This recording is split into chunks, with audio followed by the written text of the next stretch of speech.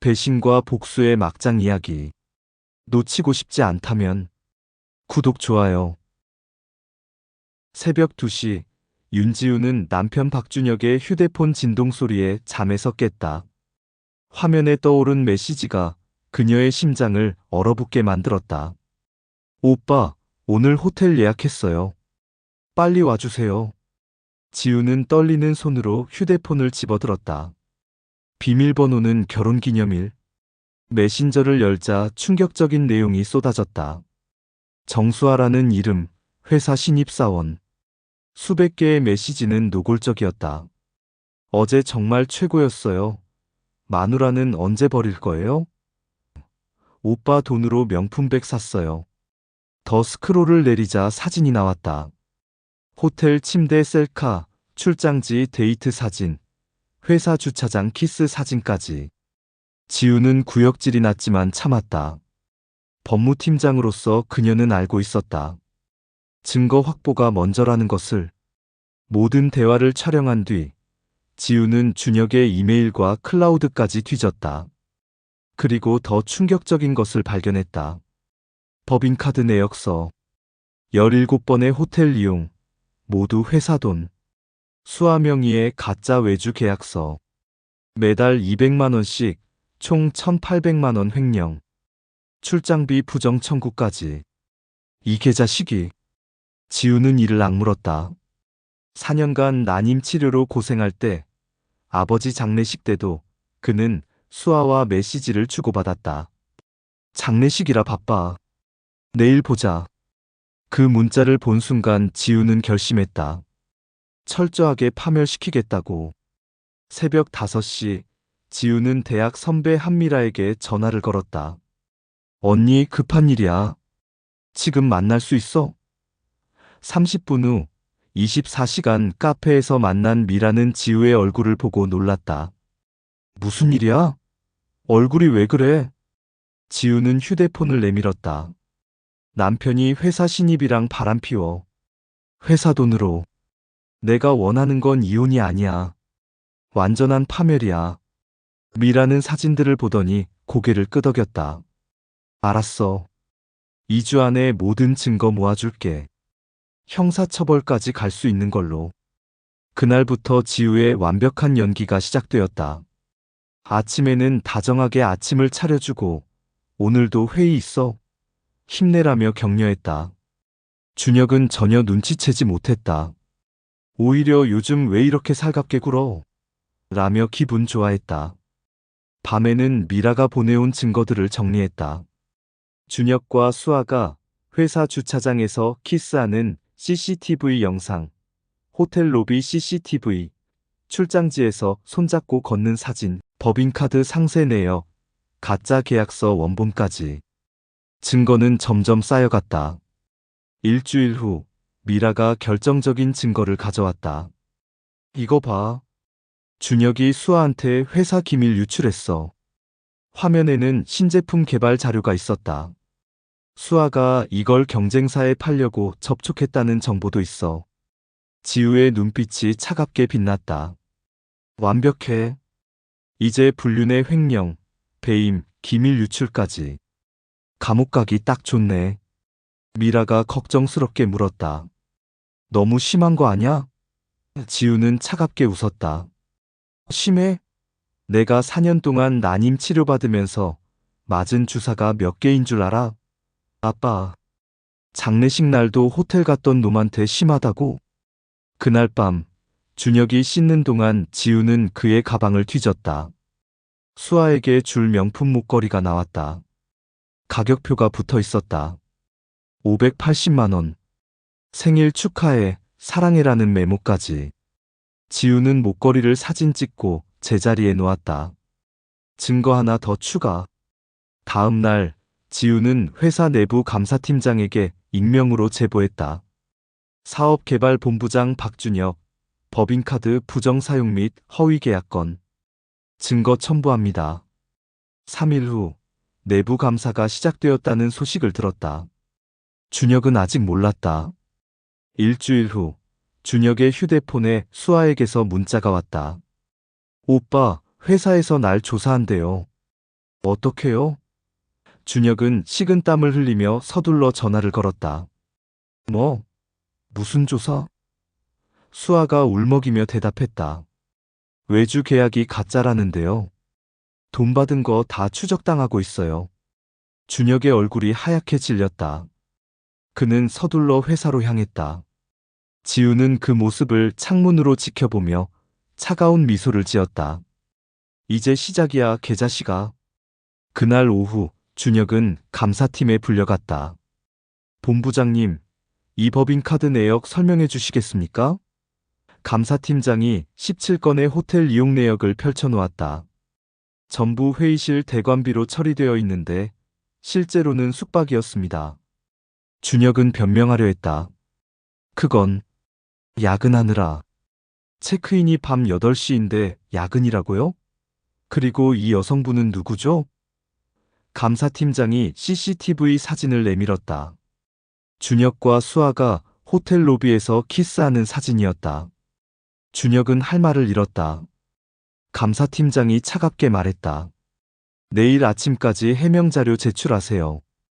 그리고 정수아 씨도 출석 요구하겠습니다.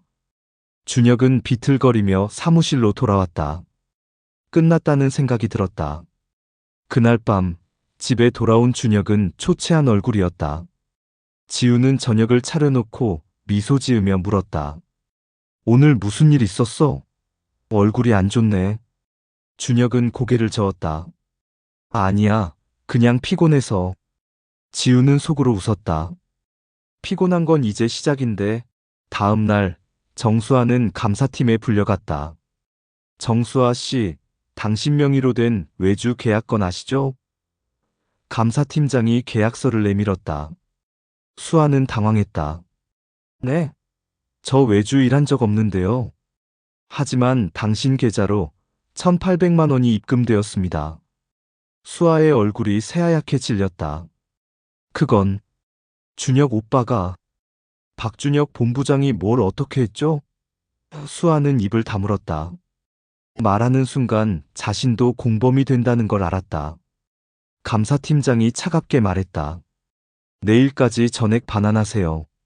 안 그러면 횡령죄로 고발합니다. 수아는 울먹이며 준혁에게 전화했다. 오빠 어떡해요? 돈 돌려달래요. 전 그런 돈 없어요. 준혁도 패닉 상태였다. 지금 그게 문제가 아니야. 우리 관계도 다 들통났어. 수아가 비명을 질렀다. 뭐라고요? 그럼 전 어떻게 돼요? 그날 저녁 준혁은 집에 돌아와 지우에게 고백했다. 지우야, 사실은. 지우는 차를 마시며 태연하게 물었다. 사실은 뭔데? 준혁은 고개를 숙였다. 회사에서 문제가 생겼어. 내가 실수를 했어. 무슨 실수? 지우의 차가운 목소리에 준혁은 떨렸다. 법인카드를 잘못 사용한 것 같아. 회사에서 조사 중이야. 지우는 컵을 내려놓으며 물었다. 법인카드? 어떻게? 준혁은 대답하지 못했다. 지우가 냉소적으로 웃었다. 호텔 17번 간 거 말하는 거야? 아니면 정수한테 1,800만 원 빼돌린 거? 아니면 출장비 부정 청구? 준혁의 눈이 커졌다. 너 어떻게 알았냐고? 지우는 테이블 위에 두툼한 서류 뭉치를 던졌다. 다 여기 있어. 네가 그년이랑 호텔 다닌 영수증, CCTV, 문자 내역 전부 3주 전부터 다 알고 있었어. 준혁은 넋이 나간 얼굴로 서류를 펼쳤다. 모든 것이 다 있었다. 지우야, 미안해. 내가 미쳤었어. 우리 다시. 닥쳐. 지우의 차가운 목소리가 준혁의 말을 끊었다. 4년 동안 난임 치료받으면서 얼마나 힘들었는지 알아? 아빠 장례식 날도. 너 그년이랑 문자했지? 장례식이라 바빠. 내일 보자라고. 준혁은 할 말을 잃었다. 지우는 계속했다. 내일 이사회에서 이 모든 게 공개돼. 불륜, 횡령, 배임, 기밀 유출. 전부. 내 인생 끝났어. 준혁이 무릎을 꿇었다. 제발 용서해줘. 회사만은 안 돼. 내가 뭐든지 할게. 지우는 그를 차갑게 내려다봤다. 뭐든지? 좋아. 그럼 내일 아침 이사회 전에 기자회견 열어. 네가 직접 모든 걸 고백해. 불륜, 횡령, 전부. 그리고 회사 그만둬. 그러면 형사고발은 안 할게. 준혁은 고개를 저었다. 그건 너무. 그럼 감옥 가든가. 지우는 냉정하게 말했다. 선택해. 자존심 버리고 스스로 무너지거나 경찰한테 끌려가거나. 준혁은 눈물을 흘렸다. 제발. 내일 아침 10시까지 결정해. 안 그러면 내가 이사회에 직접 가. 그날 밤 준혁은 수아에게 전화했다. 수아야, 우리 끝났어. 수아가 울부짖었다. 오빠, 날 버리는 거예요? 9개월 동안 뭐였어요? 준혁은 차갑게 말했다. 미안해. 나도 방법이 없어. 전화를 끊고 준혁은 소주를 마셨다. 인생이 무너지는 소리가 들렸다. 다음 날 아침, 준혁은 회사 로비에서 긴급 기자회견을 열었다. 기자들이 몰려들었다. 박준혁 본부장님, 무슨 일이십니까? 준혁은 떨리는 목소리로 말했다. 저는 회사 자금을 부정하게 사용했고 직원과 부적절한 관계를 유지했습니다. 기자들이 술렁였다. 카메라 플래시가 터졌다. 누구와의 관계입니까? 얼마나 횡령했습니까? 질문이 쏟아졌다. 준혁은 고개를 숙였다. 죄송합니다. 모든 책임을 지고 사퇴하겠습니다. 그는 90도로 절을 했다. 같은 시각, 지우는 사무실에서 생중계를 보고 있었다. 미라가 옆에서 말했다. 만족해? 지우는 차갑게 웃었다. 아직 반도 안 끝났어. 그녀는 변호사에게 전화를 걸었다. 이혼 소송 접수해주세요. 그리고 위자료 5억 청구하세요. 기자회견이 끝나고 준혁은 대표의 사실로 불려갔다. 김태준 대표는 분노한 얼굴이었다. 자네 지금 회사 망신을 시켰어. 당장 나가. 준혁은 사퇴서를 제출했다. 퇴직금도 없었다. 오히려 손해배상 청구를 받았다. 수아도 같은 날 해고 통보를 받았다. 정수아 씨, 1,800만 원 반환 못하면 고소합니다. 인사팀장의 차가운 말에 수아는 울음을 터뜨렸다. 전 그럴 돈 없어요. 그건 우리가 상관할 바 아닙니다. 법적 조치 들어갑니다. 기자회견 다음 날, 준혁의 얼굴은 모든 포털 사이트 메인에 올라왔다. 대기업 본부장, 신입사원과 불륜횡령 자백, 회사 돈으로 호텔 17회, 1,800만 원 빼돌려 정부에게 상납. 기사 댓글은 악플로 도배됐다. 역겨워 죽겠네. 마누라 불쌍하다. 감옥 가야 함. 저런 놈이 본부장이었다니. 준혁은 핸드폰을 꺼야 했다. 지인들의 전화와 문자가 폭주했다. 준혁아, 진짜야? 미쳤냐? 가족들 얼굴은 어떻게 들고 다니게? 더 큰 문제는 준혁의 부모님이었다. 어머니는 뉴스를 보고 쓰러졌다. 병원에 실려갔다. 아버지는 준혁에게 전화해서 소리쳤다. 이 개새끼야. 네가 뭘 한 거야? 너 때문에 우리가 동네에서 어떻게 살아? 전화는 끊겼다. 같은 시각, 지우는 조용히 변호사와 만나고 있었다. 이혼 소송은 순조롭습니다. 유책 배우자가 명확하니까요. 변호사가 말했다. 위자료는? 지우가 물었다. 5억은 무리 없습니다. 재산 분할까지 합치면 8억 정도 나올 겁니다. 지우는 고개를 끄덕였다. 좋아요. 그리고 형사고발도 진행하세요. 변호사가 놀랐다. 형사고발요? 합의하기로 하지 않으셨나요? 지우는 차갑게 웃었다. 생각이 바뀌었어요. 감옥 보내야죠. 완전히 망가뜨려야 해요. 하지만 배우자였던 분을. 배우자? 그런 거 없었어요. 지우는 냉정하게 말했다. 그 사람은 제 인생 7년을 훔쳐갔어요. 전 그냥 돌려받는 것뿐이에요. 변호사는 더 이상 말리지 않았다. 며칠 후 준혁은 검찰 조사를 받았다. 피의자 박준혁 횡령 1,800만 원, 업무상 배임, 기밀 유출 혐의. 인정하십니까? 검사의 질문에 준혁은 고개를 숙였다. 인정합니다. 보석도 기각되었다. 구속영장이 청구되었다. 같은 날 정수아도 경찰 조사를 받았다. 정수아 씨, 돈 받은 거 알고 있었죠? 저는 몰랐어요.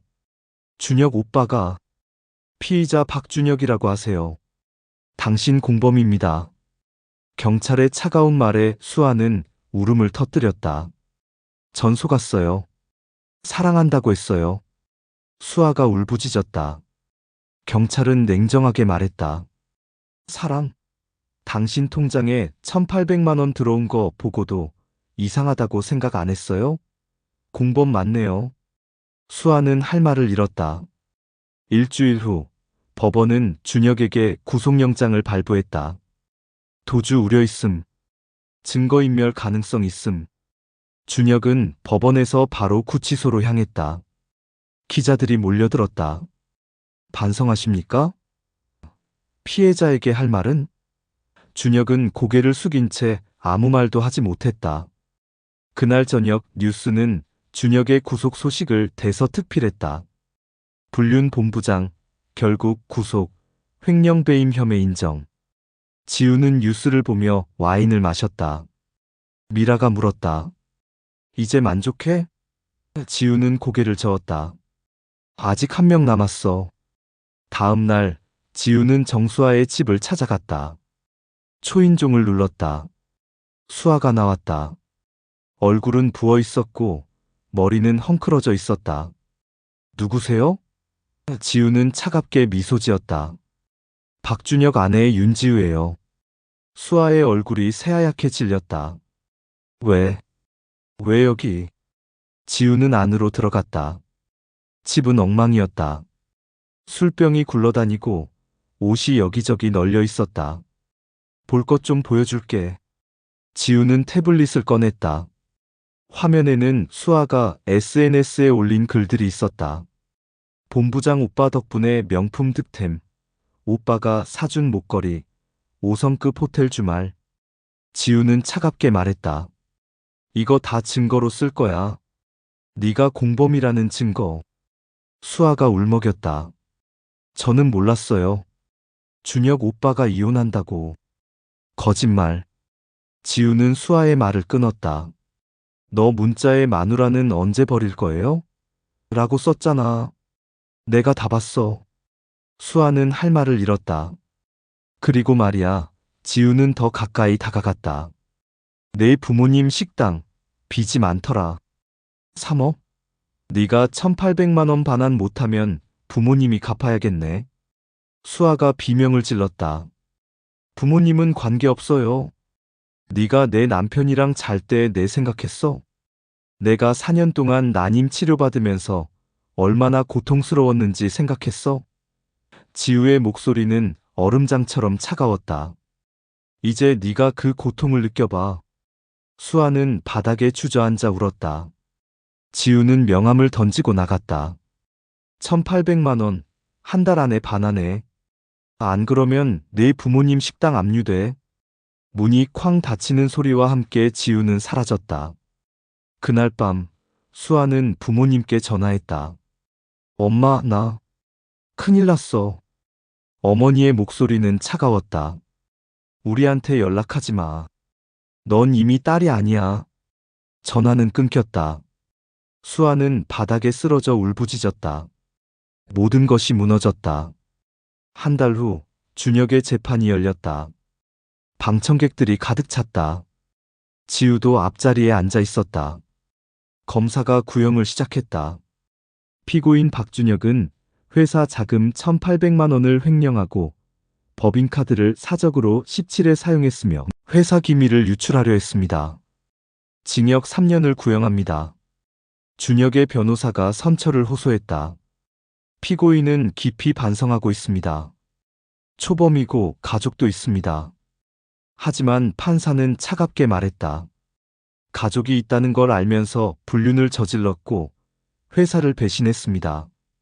징역 2년 6개월, 집행유예 없음. 망치 소리가 울렸다. 준혁은 그 자리에서 무너졌다. 안 돼. 안 돼. 교도관들이 그를 끌고 나갔다. 지우는 그 모습을 차갑게 지켜봤다. 눈물 한 방울 흘리지 않았다. 대신 입꼬리가 살짝 올라갔다. 법정을 나서는데 준혁의 어머니가 지우를 막아섰다. 너 때문에 내 아들이 절대 용서하지 않을 거다. 지우는 차갑게 웃었다. 어머님, 아드님이 제 인생 7년을 망쳤을 때는 뭐라고 하셨나요? 아, 그때는 몰랐죠? 하지만 그래도 가족인데. 가족? 지우는 비웃었다. 아들이 회사 돈 훔쳐서 바람 피울 때 가족 생각했나요?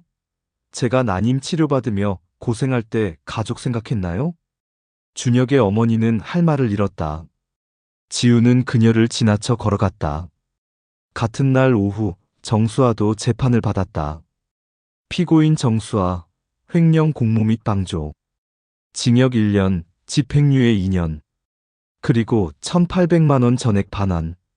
수아는 그 자리에서 기절했다. 1,800만 원을 어떻게 구하나? 부모님은 이미 연락을 끊었고 친구들도 모두 등을 돌렸다. 재판이 끝나고 수아는 법원 화장실에서 거울을 봤다. 초췌한 얼굴. 9개월 전만 해도 명품백을 들고 다니던 자신. 본부장 애인이라며 으스대던 자신. 모두 환상이었다. 내가 뭘 한 거야? 그녀는 바닥에 주저앉아 울었다. 한편 지우는 회사에서 승진 제안을 받았다. 이번 일로 법무팀의 중요성을 다시 깨달았습니다. 임원으로 모시고 싶습니다. 하지만 지우는 거절했다. 감사하지만 제 사무실을 열려고 합니다. 독립하겠습니다.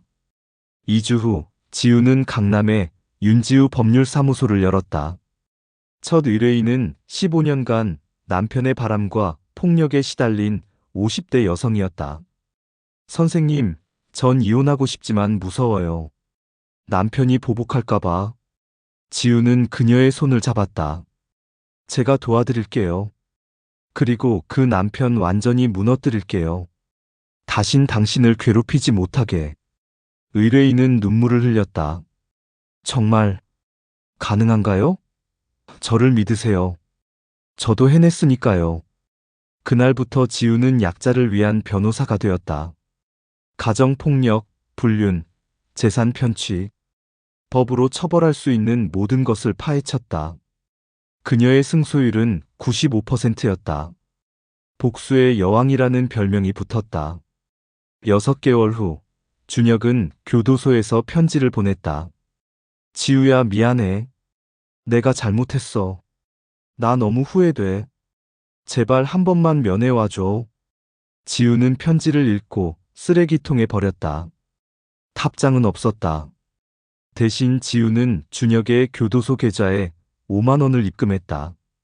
메모란의 마지막 시에 다신 연락하지 마. 라고 썼다. 준혁은 그 입금 내역을 보고 울부짖었다. 5만 원. 그가 수아에게 한 달에 쓴 돈의 1%도 안 되는 금액. 한편 정수아는 편의점 아르바이트로 1,800만 원을 갚기 시작했다. 하루 10시간씩 일했다. 월급은 200만 원. 생활비 빼면 50만 원. 1,800만 원을 갚으려면 3년이 걸렸다. 그녀는 매일 후회했다. 왜 그랬을까? 왜? 어느 날 편의점에 지우가 들어왔다. 수아는 깜짝 놀라 고개를 숙였다. 지우는 물 한 병을 집어 계산대로 왔다. 둘의 눈이 마주쳤다. 지우는 아무 말 없이 카드를 건넸다. 수아는 떨리는 손으로 계산했다. 수아 씨. 지우가 입을 열었다. 수아는 고개를 들지 못했다. 제가 정말 죄송합니다. 지우는 차갑게 말했다. 미안하다고 용서받을 수 있는 게 아니야. 앞으로 평생 그 죄책감 안고 살아. 크게 내버려. 수아는 눈물을 흘렸다. 지우는 물병을 들고 나가며 마지막으로 말했다. 그리고 다시는 다른 사람 인생 망치지 마. 너처럼 처참하게 무너지고 싶지 않으면. 문이 닫혔다. 수아는 카운터에 엎드려 한참을 울었다. 그로부터 1년 후 준혁은 출소했다. 전과자가 된 그에게 일자리는 없었다. 중소기업 경비로 겨우 취직했다. 월급 180만 원. 원룸 월세 50만 원. 그는 매일 라면으로 끼니를 때웠다. 본부장 시절이 꿈처럼 느껴졌다. 어느 날 준혁은 신문에서 지우의 인터뷰를 봤다. 배신당한 여성들의 목소리, 윤지우 변호사. 사진 속 지우는 당당하고 아름다웠다. 준혁은 신문을 구겨 쓰레기통에 던졌다. 그리고 소주를 마셨다. 눈물이 흘렀다. 수아는 3년 만에 빚을 다 갚았다. 하지만 이미 30대가 되어 있었다. 경력도 인맥도 꿈도 없었다. 편의점 매니저가 되는 게 유일한 목표였다. 명품백을 들고 다니던 그때가 너무 아득했다. 모든 게 대가를 치른 결과였다. 2년이 흘렀다. 윤지우 법률사무소는 이제 서울에서 가장 유명한 가정법률 전문 사무소가 되었다. 변호사 5명, 직원 12명. 연간 소송 승소율 96%. 지우는 여성계의 아이콘이 되어 있었다. 어느 날 방송국에서 섭외가 들어왔다. 윤지우 변호사님, 배신자를 심판하다 프로그램에 출연해 주실 수 있나요? 지우는 흔쾌히 승낙했다. 방송은 생방송이었다. 시청자들이 자신의 사연을 보내면 지우가 법률 자문을 해주는 형식이었다. 첫 번째 사연. 남편이 10년간 바람 피우고 재산을 빼돌렸어요. 어떻게 해야 하나요? 지우는 차분하게 답했다. 먼저 증거를 확보하세요. 통장 내역, 문자, 사진 모두. 그리고 절대 남편에게 알리지 마세요.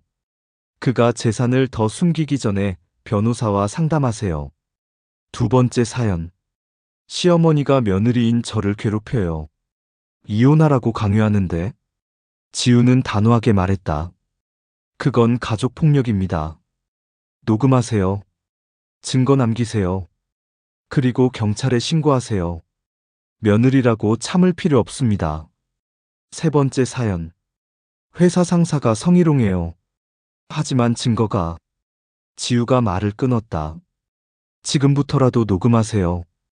그리고 인사팀에 공식 신고하세요.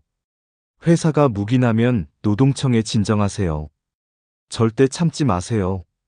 방송이 끝나고 시청률은 15%를 기록했다.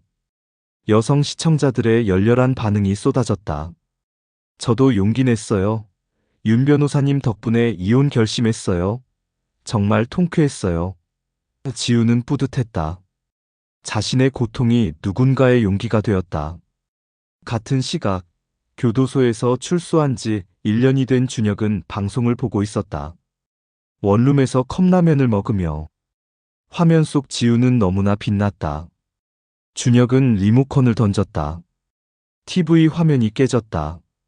제길. 그는 소주를 마셨다.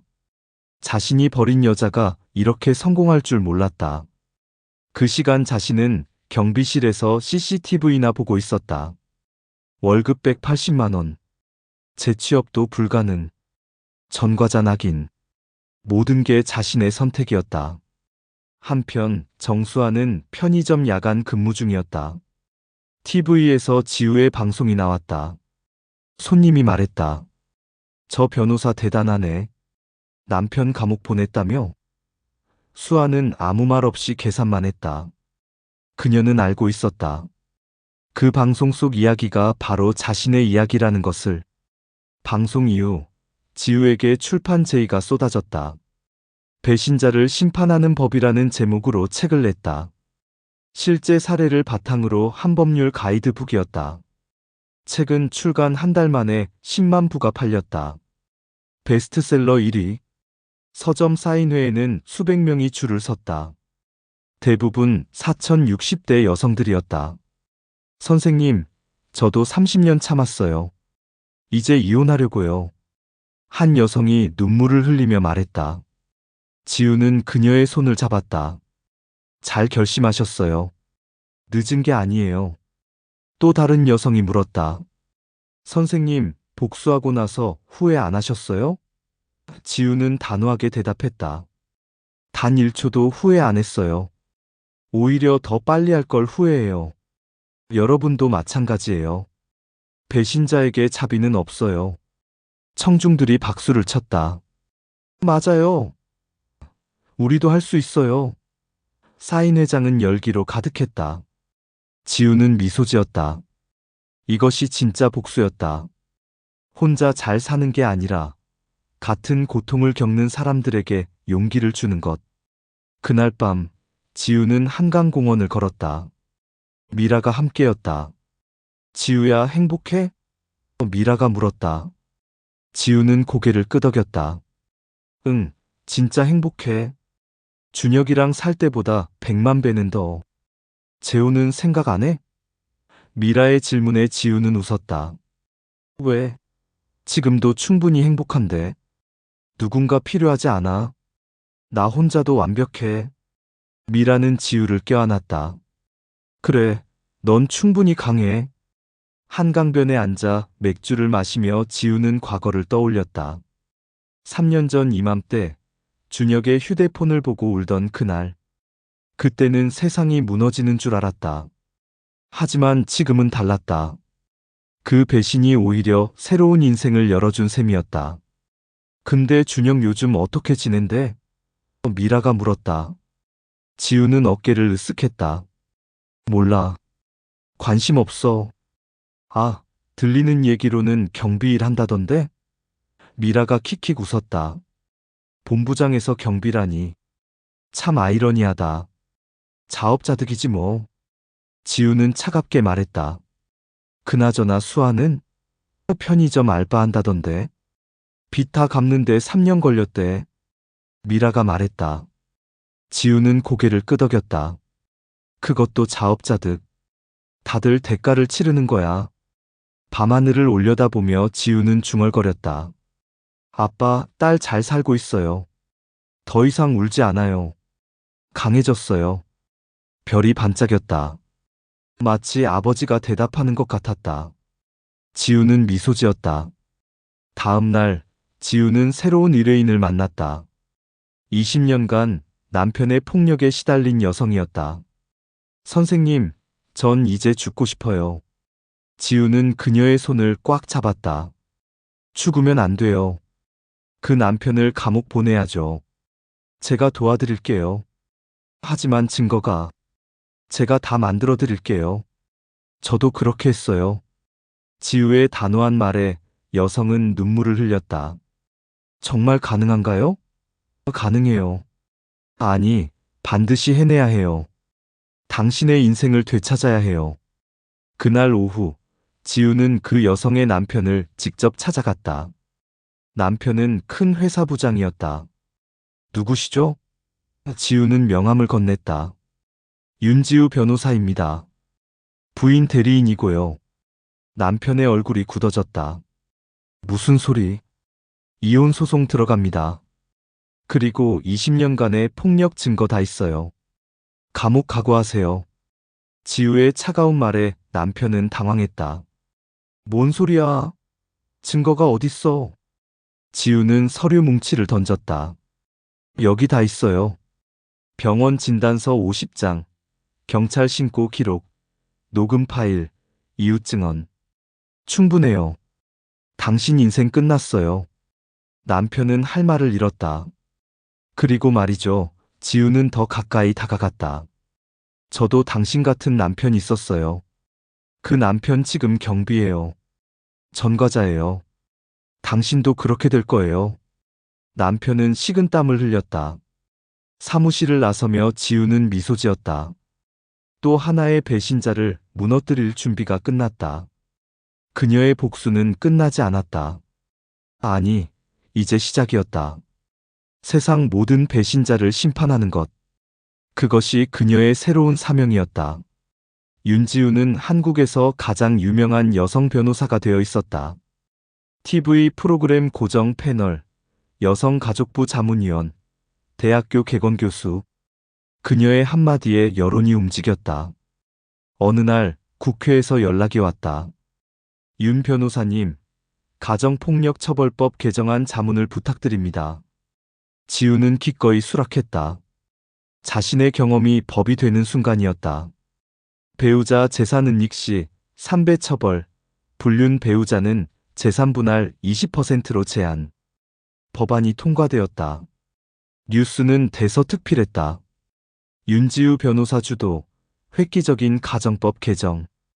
인터뷰 요청이 쏟아졌다. 지우는 카메라 앞에서 당당하게 말했다. 더 이상 배신자들이 떵떵거리며 살 수 없습니다. 법이 바뀌었습니다. 시청자 댓글은 폭발적이었다. 윤지우 변호사 존경합니다.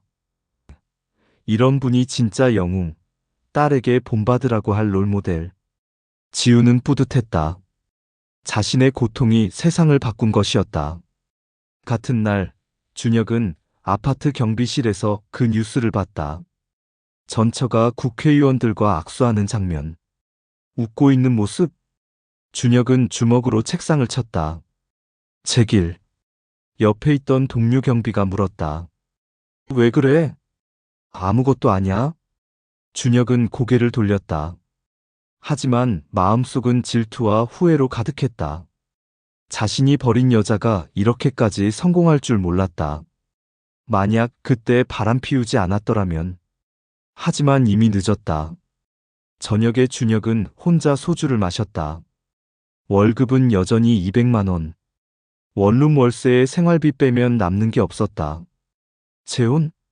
불가능했다. 전과자의 무일푼. 어떤 여자가 자신을 원하겠나? 준혁은 혼잣말을 했다. 내가 바보였지.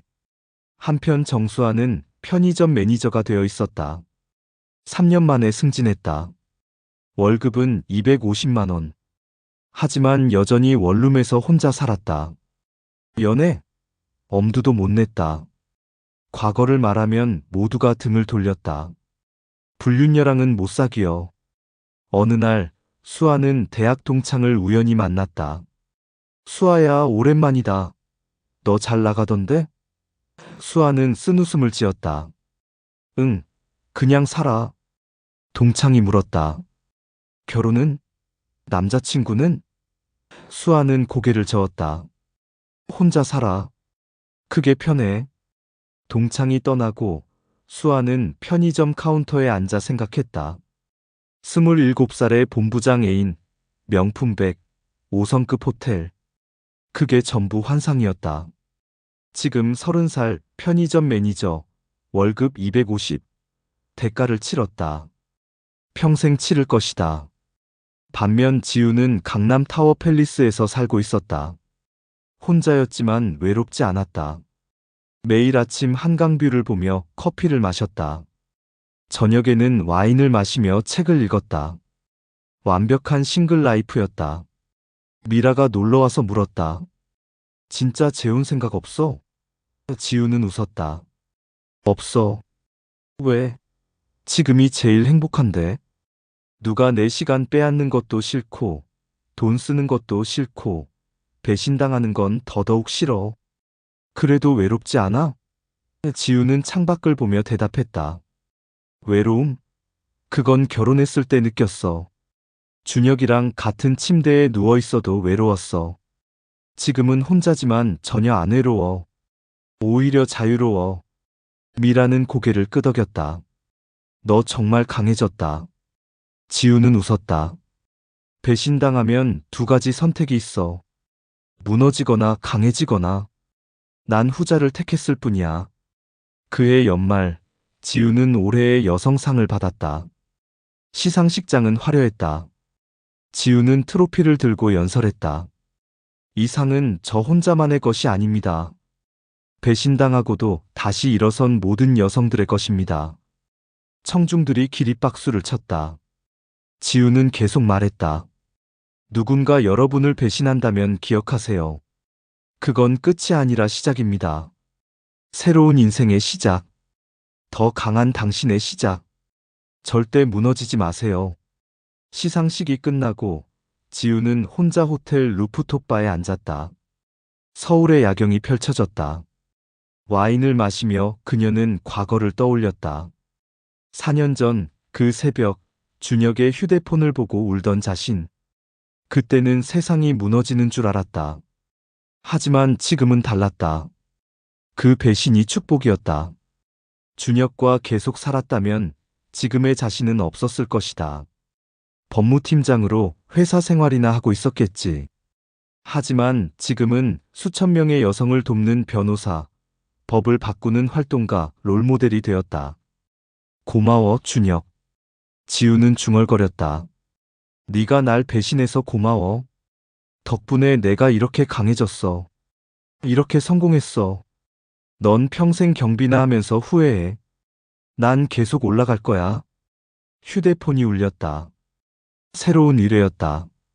남편이 10년간 바람 피우고 재산 빼돌렸어요. 도와주세요. 지우는 미소 지으며 답장을 보냈다. 도와드리겠습니다. 내일 10시에 사무실로 오세요. 그 남편 완전히 무너뜨릴게요. 그날 밤 준혁은 경비실에서 야간 근무를 서고 있었다. CCTV 모니터를 보며 그는 생각했다. 지우는 지금 뭐하고 있을까? 핸드폰으로 검색해봤다. 포털 사이트 메인에 지우의 사진이 떠 있었다. 윤지우 변호사, 올해의 여성상 수상.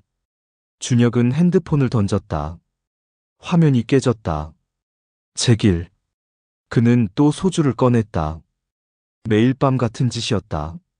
마시고 후회하고 울고. 하지만 아무것도 바뀌지 않았다.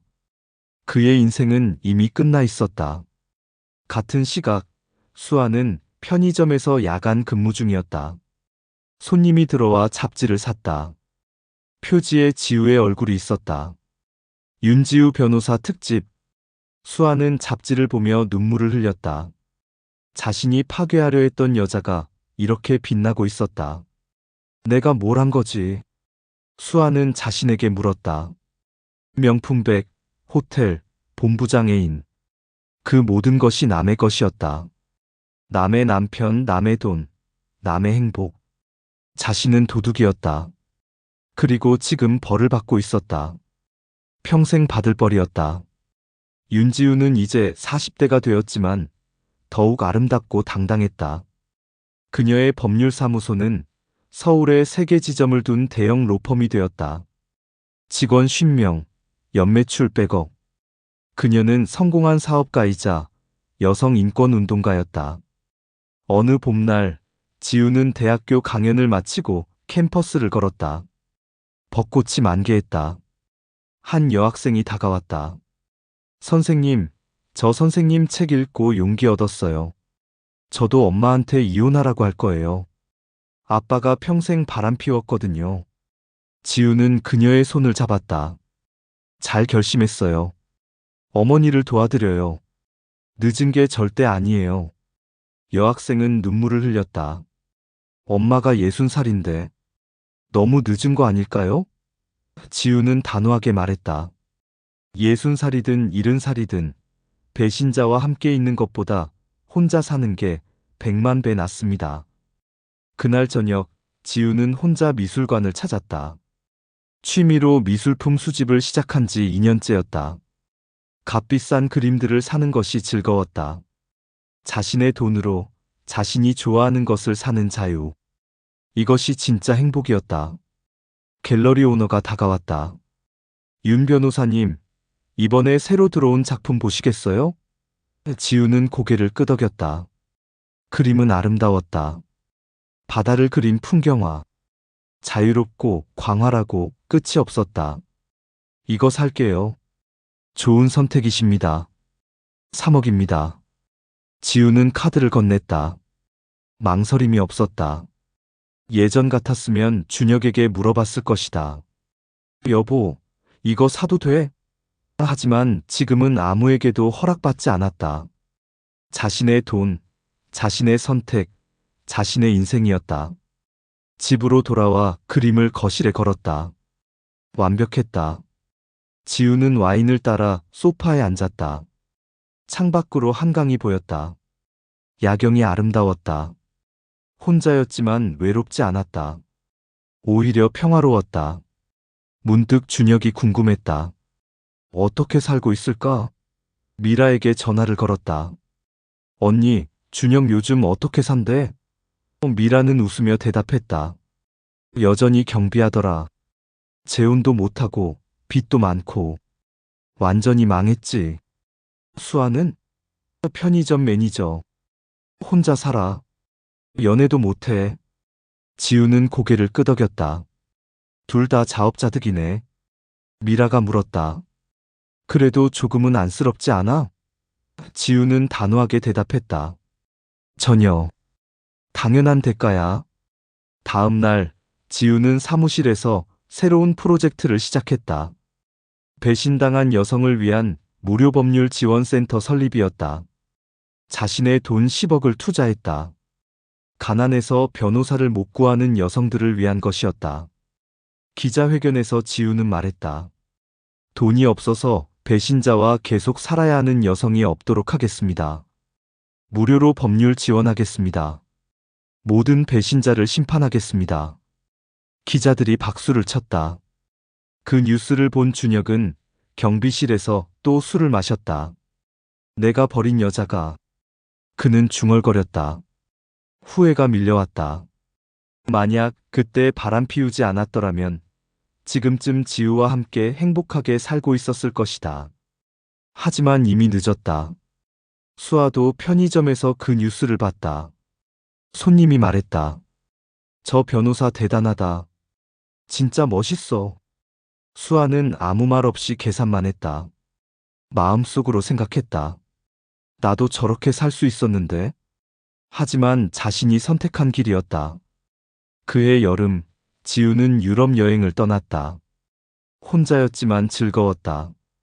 파리에서 와인을 마시고, 로마에서 미술관을 다니고, 스페인에서 해변을 걸었다. 자유로웠다. 누구 눈치도 보지 않았다. 바르셀로나 해변에서 지우는 일기를 썼다. 오늘로 내 복수가 완성되었다.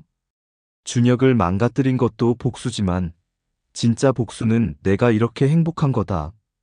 그가 없어도, 아니 그가 없기 때문에 더 행복하다. 이게 진짜 승리다. 해가 지고 있었다. 붉은 노을이 하늘을 물들였다. 지우는 바다를 바라보며 미소 지었다. 준혁아, 고마워. 네가 날 버려줘서. 덕분에 내가 이렇게 자유로워졌어. 넌 평생 후회하면서 살아. 난 평생 행복하게 살 거야. 한국으로 돌아온 지우는 더욱 바빠졌다. 방송, 강연, 상담, 재판. 매일이 전쟁이었지만 즐거웠다. 누군가를 돕는다는 것, 배신자를 심판한다는 것, 세상을 바꾼다는 것. 이것이 그녀의 사명이었다. 어느 날, 지우는 우연히 거리에서 준혁을 마주쳤다. 5년 만이었다. 준혁은 완전히 늙어 있었다.